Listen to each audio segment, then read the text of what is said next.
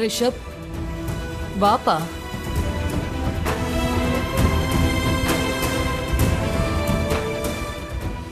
சீமா, நான் உன்னோட சின்ன வயசு தோழி. நீ என்னதான் என்ன அவமானப்படுத்தி இருந்தாலும் நான் பல நாளா உங்ககிட்ட சொல்லணும்னு நினைச்ச விஷயத்தை இன்னைக்கு சொல்ல போறேன். இங்க பாரு சீமா, ரிஷப்புக்கும் ரீமாவுக்கும் கல்யாணம் நடக்க வேண்டியது நடக்கல. 2 பேரும் ஒருத்தர் விரும்புறாங்க. அந்த காதல் இன்னமும் இருக்கு.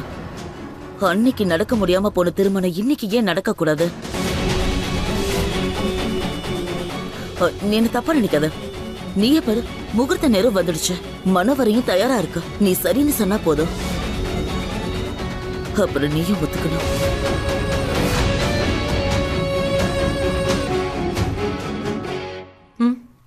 ஆண்டி, நானும் ரிஷபும் ஒரு நல்ல ஃப்ரெண்ட்ஸ். நான் பழச எதையுமே மனசுல வச்சுக்கல.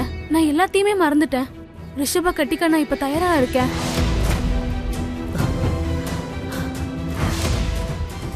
அது நம்ம 2 பசங்களோட மனசுலயும் இன்னும் கொஞ்சம் நெருப்பு இருக்கு. காதல் நெருப்பு.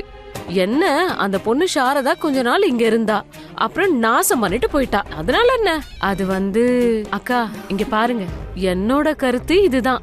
இப்போ ஊர்வஷி மேடம் அவங்க பொண்ணை கல்யாணம் பண்ணிக்க சொல்லி அவங்களே கேக்குறாங்க. நாம அந்த வாய்ப்பை நழுவ விடக்கூடாது இல்லையா? நீங்க என்ன சொன்னாலும் ஓகேமா.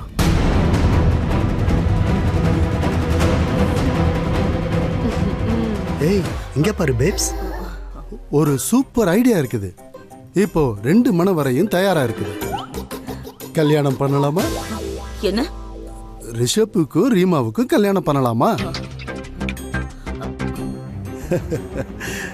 ஏன் ஆண்டி, என் ஐடியா எப்படி இருக்கு? வாப்பா.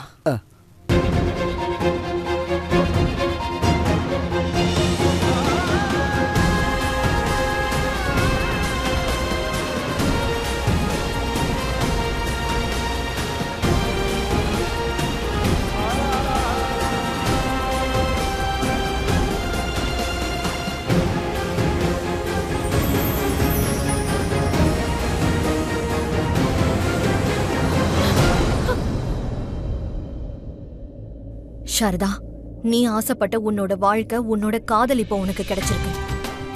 இப்போ நீ ரிஷப தேடி போ. நீ ஆசைப்பட்ட உன்னோட வாழ்க்கையை வாழு சாரதா.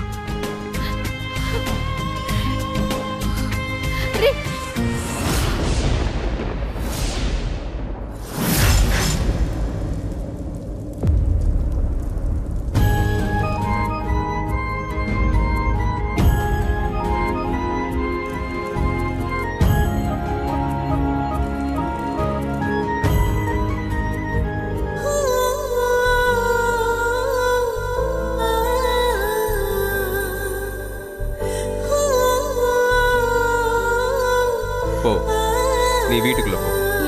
ஏன்னா என்னால யாரோட வேலையும் போறது எனக்கு விருப்பமே இல்லை.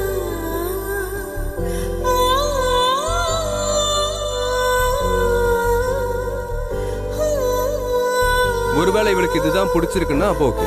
உனக்கு யார பிடிச்சிருக்குதோ அவங்களையே நீ கல்யாணம் பண்ணிக்கலாம்.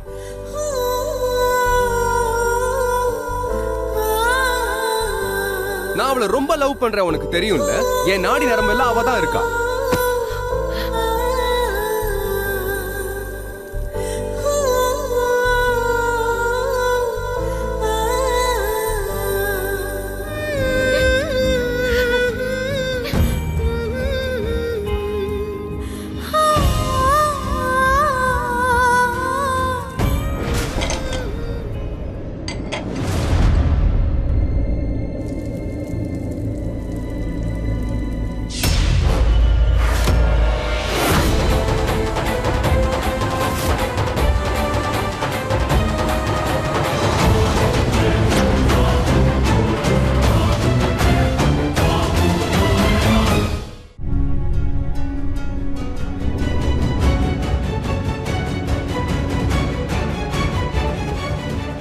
சாரதா, நீ எப்படிமா இங்க திரும்ப வந்த? நீதான் யஷோட போயிட்டியம்மா. இப்போ என்னோட பையன் ரிஷபுக்கும் ரீமாவுக்கும் கல்யாணம் நடக்க போகுது.